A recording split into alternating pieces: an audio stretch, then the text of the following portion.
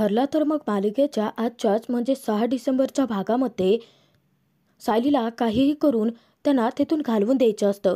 म्हणूनच तिथे कुसुमताई मधुभाऊंना सांगते की तुम्ही ना आराम करा, मी आणि सायली जाऊन गप्पा मारतो. त्यावरती सायली म्हणते की अगं नाही कुसुमताई, आई आले आहेत ना, त्यांच्यासाठी मी पटकन काहीतरी खायला बनवते. आता सर्वच जण एकमेकांकडेच पाहायला लागतात. सायलीला तेथून कसं घालवून द्यावं ते कळत नसतं. तेव्हा तिथे कुसुम पटकन विमलला इशारा करते आणि विमल तिथे सायलीला सांगते की सायलीताई, अहो तुम्ही जाऊन निवांत गप्पा मारा ना, मी आहे ना, आणि वहिनीसाठी काही लागलंच तर मी बनवून देईन. तेव्हा पटकन कुसुम सायलीकडे येते आणि सायलीला सांगते की चल आपण जाऊयात, आणि ती बळच सायलीला तिच्या रूममध्ये घेऊन जाते. सर्वांच्या नजरा सायलीकडे लागलेल्या असतात. तर सर्वच जण तिच्या रूमकडे पाहत असतात.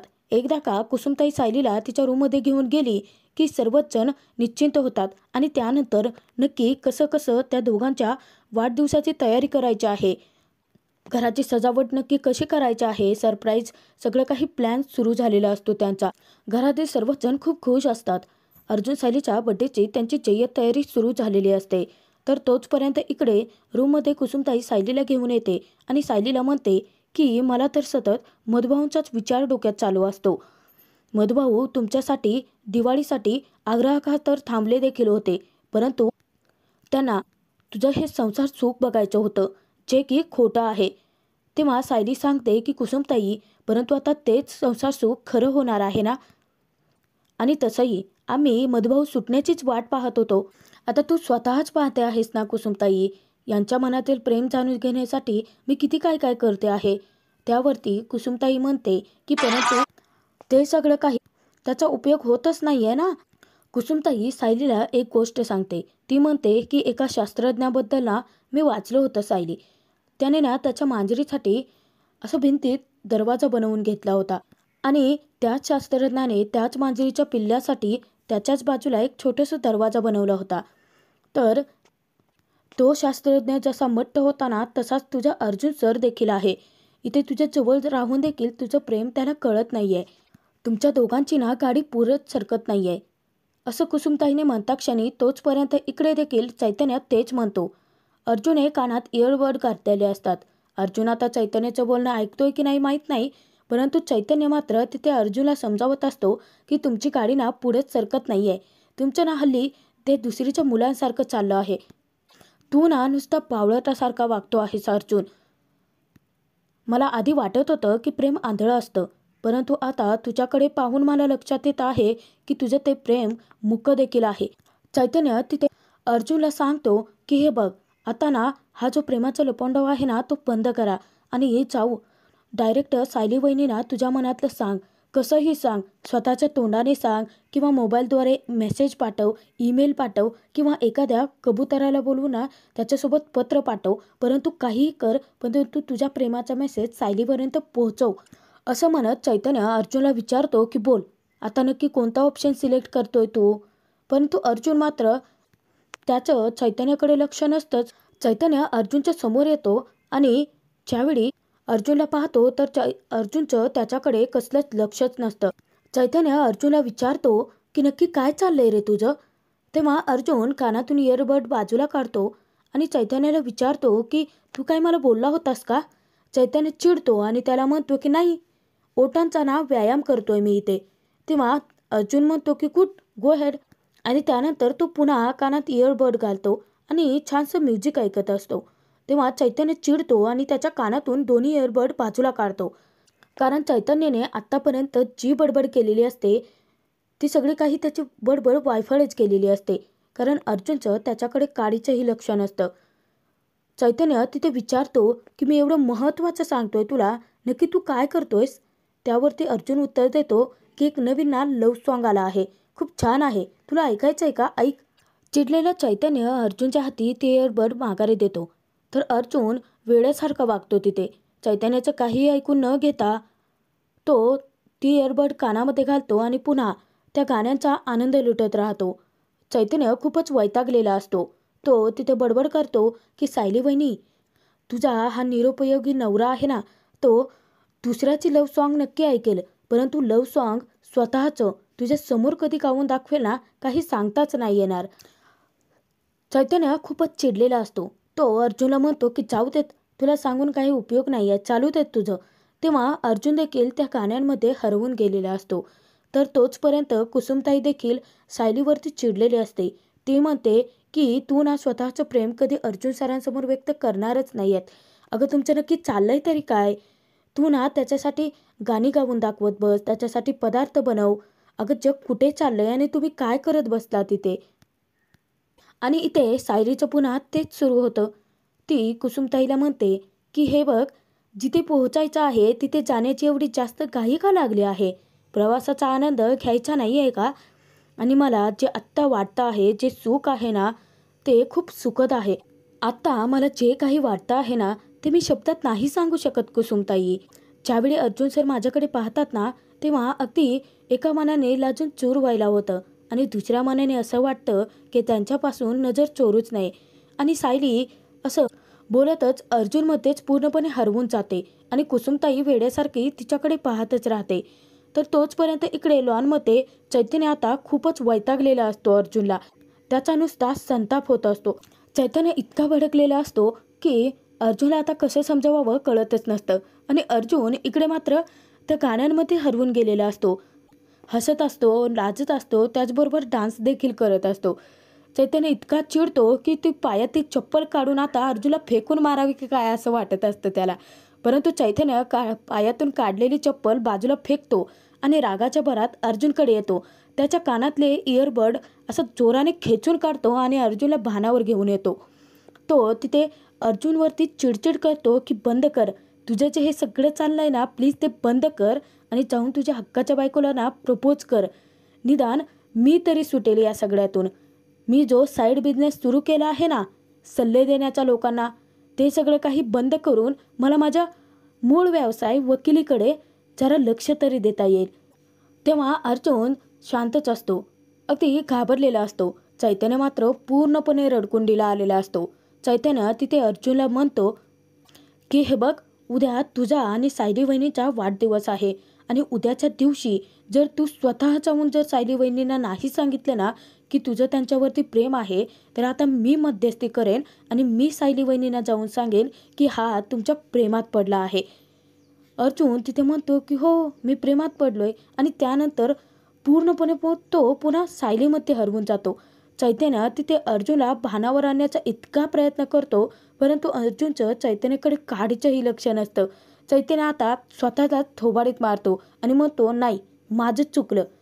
चैतन्य पूर्ण वैतागलेला असतो. तो तिथे म्हणतो की देवा, तू ना या दोघांना अक्कल कधी देणार आहेस ना, ते तुलाच माहिती. आणि त्यानंतर तो त्याच्या कानांमध्ये इयरबड पुन्हा घालतो आणि म्हणतो की गा, तू ना गाणी ऐकतच बस, करू काही नको. चैतन्य तिथे अर्जुनला म्हणतो की चालू देत तुझं सगळं काही मस्त चाललं आहे ना. तेव्हा अर्जुनही अगदी हसत असतो. तर तोचपर्यंत इकडे सायली देखील अर्जुनमध्ये हरवून गेलेली असते आणि तो तिकडे वेडा तिच्यामध्ये हरवून जातो आणि इकडे सायलीही तसंच वागत असते. कुसुमताईची ही नुसती चिडचिडच होत असते. कुसुमताई तिथे म्हणते की वा मस्त, तुमचं ना असंच चालू देत. परंतु सायली, तुला एक गोष्ट लक्षात येते आहे का? तुझं जर असंच चालत राहिलं ना, तर इच्छित स्थळी तू कधी पोहोचणार आहेस? 80 का? आता ते काही नाही. मी ना उद्याचा मुहूर्त ठरवला आहे. उद्या तुझ्या आणि अर्जुन सरांचा एकाच दिवशी वाढदिवस आहे ना. आता उद्या बिनधास्तपणे त्यांच्या समोर जायचं आणि सांगून टाकायचं सगळं.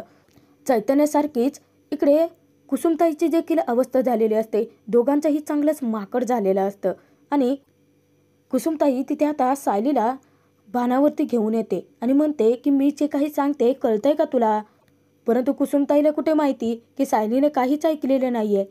सायली तिथे विचारते की काय? तेव्हा कुसुमताई देखील आता खूप वैतागते आणि ती देवाकडे हात जोडत म्हणते की देवी आई, या दोघांना ना तू चांगली अक्कल वाटा गं. तेव्हा सायली तिथे अगदी लाजत असते. तिचं ना कुसुमताईकडे जरासंही लक्ष नसतं. जे हाल अर्जुनला समजावताना चैतन्याचे झालेले असतात, तेच हाल इकडे कुसुमताईचे देखील झालेले असतात. तर त्याच नंतर अर्जुनला सायलीला प्रपोज करायचं असतं आणि त्यासाठी तो रिंग घेण्यासाठी ज्वेलरी शॉपमध्ये आलेला असतो. तर तेव्हा चैतन्य तिथे विचार करतो की ज्वेलरी शॉप? अर्जुन, मला ना कळतच नाही तुझं नक्की काय चाललेलं असतं. मी ज्यावेळी तुला समजावत असतो तेव्हा तुझे तोंड बंद असतात, पूर्णपणे कान बंद असतात. चैतन्याची पुन्हा वायफळ बरोबर सुरूच होते तेव्हा अर्जुन त्याला म्हणतो की एकदम गप्प बस. आणि त्यानंतर अर्जुन गाडीतून खालती उतरतो. ज्याप्रमाणे सायलीला प्रेमाची कबुली देण्यासाठी अर्जुनची तयारी सुरू असते त्याचप्रमाणे इकडे सायलीचीही तीच तयारी सुरू असते. विचार करते की मी जो कॅफे जाऊन बघितला होता तो अर्जुन सरांना प्रेमाची कबुली देण्यासाठी योग्यच आहे. खूप छान आहे.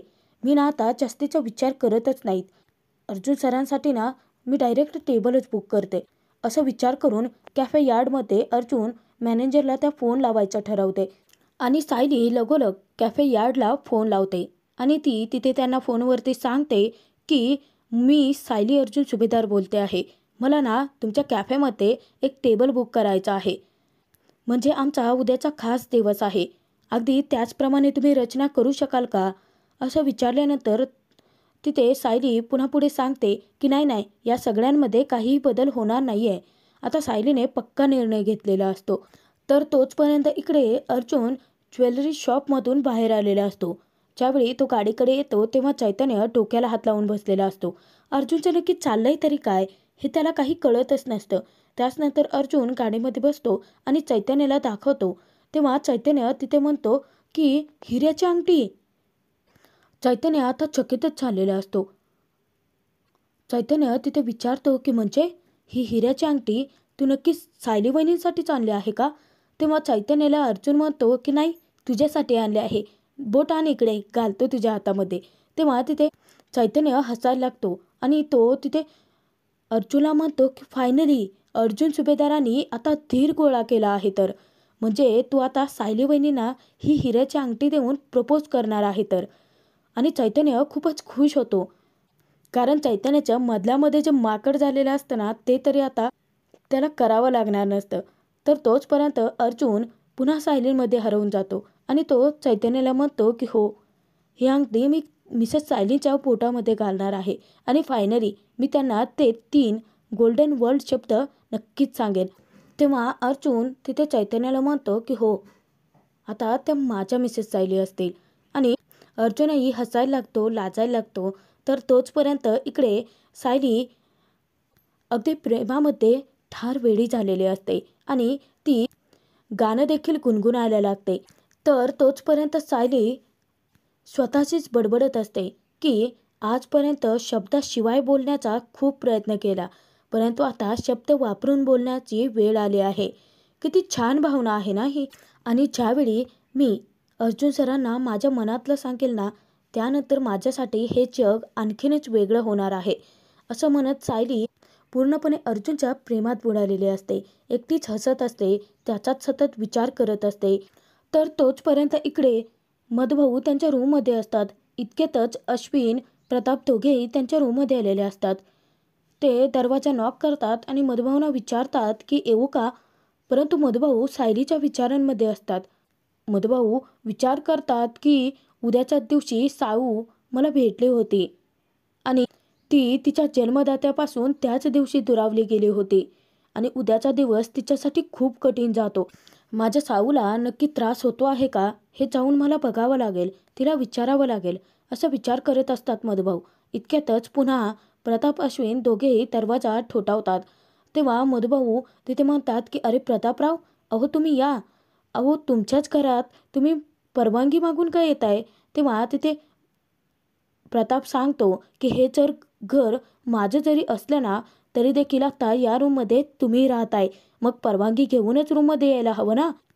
तेव्हा मधुभाऊ त्याला सांगतात की प्रतापराव अहो ही पाहुण्यांची खोली आहे आणि घर तुमचं आहे आणि पाहुण्यांच्या खोलीत परवानगीच्या व्यतिरिक्त यायचं असतं. तेव्हा प्रताप अश्विन एकमेकांकडेच पाहायला लागतात. तर अश्विन तिथे प्रतापला म्हणतो की हाय का आता झाली की नाही पंचायत? तेव्हा प्रताप तिथे मधुभाऊंना म्हणतो की मधुभाऊ तुम्ही सायलीचे बाबा आहात. या हक्काने आम्ही तुम्हाला काम सांगायला आलो होतो परंतु तुम्ही तर आता पाहुणेच निघालात. आता पाहुण्यांना काम कसं सांगणार?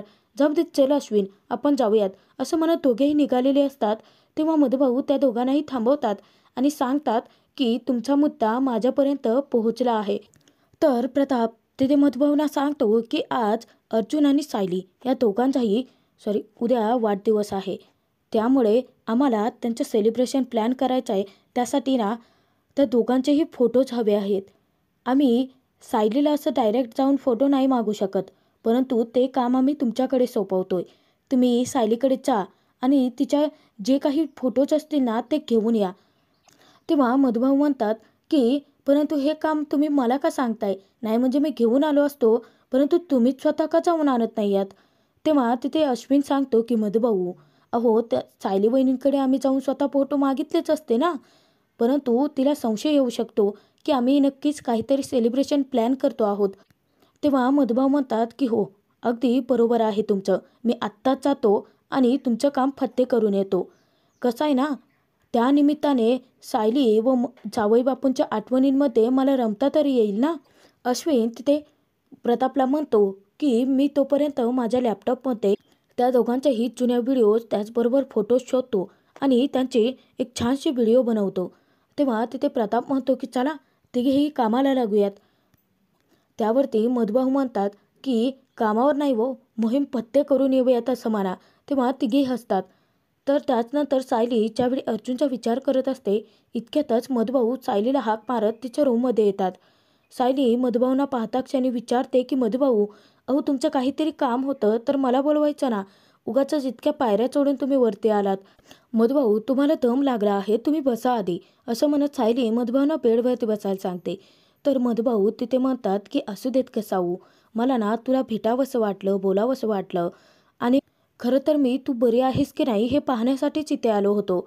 तुझ्या या महालामध्ये ना जर जोराची हाक मारली ना तर ती मधल्यामध्येच विरून जाते. असं मधुभाऊ बोलत असताना सायली त्यांना विचारते की एक मिनिट, मी बरी आहे म्हणजे? तेव्हा मधुभाऊ म्हणतात की काय नाही ग साऊ, उद्याचा दिवस तुला खूप जास्त कठीण जातो ना, तुला त्रास होतो की नाही हे पाहण्यासाठी मी इथे आलो होतो. तेव्हा सायली म्हणते की मधुभाऊ काळजी करू नका, बरी आहे मी. तेव्हा मधुभाऊ म्हणतात की बरे आहेस ना, मग उत्तम. आता तू बरे आहेस म्हटल्यानंतर मी उद्याच्याला निघावं म्हणतो आहे. काय आहे ना काका काकू आश्रमातील मुलं यांना मी एक दोनदाच भेटलो आहे ना, आता ते मला सतत फोन करतायत. तेव्हा तिथे सायली एखाद्या लहान मुलीसारखं हट्ट धरते आणि मधुभाऊंना विचारते की म्हणजे आता तुम्ही परत निघण्याचा विषय काढताय या मधुभाऊ? तेव्हा मधुभाऊ म्हणतात की तसं नाही आहे साऊ, अगं कुसुम तर मला सांगते आहे की मी तिच्याच जवळ राहावं. आता आश्रमातही जावं लागेल ना, काका काकू मुलं यांच्यासोबत मला राहावंच लागेल. तेव्हा सायली मधुभाऊंना म्हणते की मी एक सांगू का मधुभाऊ, तुम्ही ना इथे माझ्याच जवळ राहा कायमचे.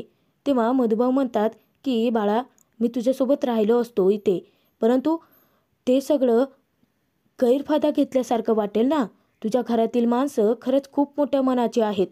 मधुभाऊ सायलीला सांगतात की आता परवाच नाही का अश्विनने आमचे सगळ्यांचे फोटो काढले होते, ते फोटो इथल्या आठवणी सगळे काही सोबत घेऊन जाई ना मी. खरं तर मी तुला तेच विचारायला आलो होतो की जावई बापूंचे तुझे जे काही फोटो असतील ते मला दे, म्हणजे त्या आठवणी माझ्यासोबत राहतील ना. तेव्हा सायली तिथे सांगते की हो आहेत ना आमच्या लग्नाचे, त्यानंतर घरातले सगळे फोटोज आहेत, चैतन्य भाऊजीने आमच्या लग्नाचे फोटो काढले होते, थांबा आम्ही तुम्हाला दाखवते. असं म्हणत सायली उठते आणि कपाटातून तो फोटोचा अल्बम बाहेर काढते आणि ती सायली मधुभाऊंकडे येते. मधुभाऊं शेजारी बसून सायली त्यांना त्यांच्या लग्नाचे त्याचबरोबर घरातील इतरही फोटो दाखवायला लागते. सायली तिथे म्हणते की हे बघा, हे आमच्या लग्नाचे फोटोज आहेत आणि हे सगळे फक्त लग्नाचेच नाही, आता माझ्या कुटुंबाचे देखील इथे फोटोज आहेत. मधुभाऊ सायलीला म्हणतात की माझ्या कुटुंबाचे? तेव्हा सायली हसायला लागते. तर सायली तिथे सांगते की हा बघा, हा पूर्णाजीच्या वाढदिवसाचा फोटो आहे. हा पूर्णाजीचा वाढदिवस ना म्हणजे या घरात सण असतो. अगदी खूप दुरून लोक पूर्णाजीला ना भेटवस्तू पाठवत असतात आणि काय होतं माहिती का, आम्ही रात्रभर त्या भेटवस्तू उघडत बसतो, काय पाठवले ते बघतो आणि पूर्णाजी मात्र झोपीत जातात. असं म्हणत सायली हसत असते. तर तिथे सायली दुसरा एक प्रसंग सांगते की मधुभाऊंना म्हणते की हा बघा, हा आमच्या मागच्या वर्षीच्या लग्नाच्या वाढदिवसाचा फोटो आहे. म्हणजे काय झालं माहिती आहे का मधुभाऊ, कामाच्या गडबडीमध्ये ना हे आमच्या लग्नाचा वाढदिवसच विसरून गेले होते आणि त्यानंतर जेव्हा त्यांच्या लक्षात आलं ना तेव्हा त्यांना अगदी अपराधी असल्यासारखं वाटायला लागलं आणि आठवडाभर ना हे मला शुभेच्छा देत राहिले. तेव्हा मधुभाऊंना देखील हसू येतं. त्याचनंतर अर्जुन, अस्मिता त्याचबरोबर छोट्या तन्वीचे फोटोज देखील त्या अल्बममध्ये असतात आणि सायली ते सगळे फोटोज अर्जुनच्या लहानपणीचे फोटोज देखील दाखवत असते. ज्यावेळी सायली अर्जुनचे लहानपणीचे फोटोज त्याचबरोबर कॉलेजमधले फोटोज मधुभाऊंना दाखवत असते. नेमका त्याच वेळेस छोट्या तन्वीचा फोटो त्या अल्बममध्ये असतो. तर सायली मधुभाऊ गप्पा मारण्यामध्येच बिझी असतात. सायली त्यांच्या जुन्या आठवणी सांगत असते ते फोटोज दाखवून. तोचपर्यंत सायली आता फोटो पलटणार आणि समोर मधुभाऊंना छोट्या तन्वीचा फोटो दिसणार. इतक्यातच अर्जुन तिथे येतो आणि नियतीने जुळवून आणलेला हा योगायोग पुन्हा उकलेला असतो. कारण सायलीच तन्वी आहे हे सत्य पुन्हा मधुभाऊंच्या नजरेतून गेलेलं असतं. अर्जुन मधुभाऊंना विचारतो की मधुभाऊ तुम्ही इथे? तेव्हा तिथे मधुभाऊ सांगतात की काही नाही, तुमच्या बायकोशी गप्पा मारत होतो, त्याचबरोबर अल्बम देखील बघत होतो ना. तेव्हा अर्जुन सांगतो की बरं ठीक आहे, तुम्ही निवांत गप्पा मारा, मी माझं काम खालती जाऊन करतो. मधुभाऊ त्याला थांबवतात. ते म्हणतात की जावई बापू, अहो तुम्हाला असं गप्पा मारण्यासाठी निवांत वेळ असं मिळतच नाहीत, तुमच्या मागे कामं असतात ना, आणि तुमच्या गप्पांमध्ये या म्हाताऱ्याची अडचण कशाला, असं म्हणत मधुभाऊ सायलीला विचारतात की हा अल्बम मी घेऊन जाऊ का? नाही म्हणजे परत तुला नक्की आणून देईन. तेव्हा सायली म्हणते की मधुभाऊ, आणि त्यानंतर मधुभाऊंना आता सायलीचे फोटोज अर्जुनचे फोटोज मिळालेले असतात. त्यांचं काम फत्ते करून मोहीम फत्ते करून मधुभाऊ तेथून जातात. त्याचनंतर अर्जुन सायली दोघेही तिथे असतात. ते दोघेही एकमेकांकडे पाहतात आणि त्यानंतर दोघे एकमेकांपासून नजर चोरत असतात, लाजत असतात. तर आजचा हा भाग इथे संपतो आहे. मित्रांनो, तुम्हाला आजचा भाग नक्की कसा वाटला ते कमेंट करून कळवा. पुढील भागांमध्ये पाहणार आहोत की अर्जुन सायलीचा चयत वाढदिवस घरातले सर्वांनी साजरा केलेला असतो. त्यांना छानसे सरप्राईज दिलेले असतं. ज्यावेळी अर्जुन सायली दोघेही केक कट करत असतात तेव्हा सायलीला तिचा होणारा दरवर्षीचा त्रास उद्भवतो आणि सायली तिथेच बेशुद्ध पडते. तेव्हा अर्जुन खूप घाबरलेला असतो आणि घरातील सर्वांनाच मोठा धक्का बसलेला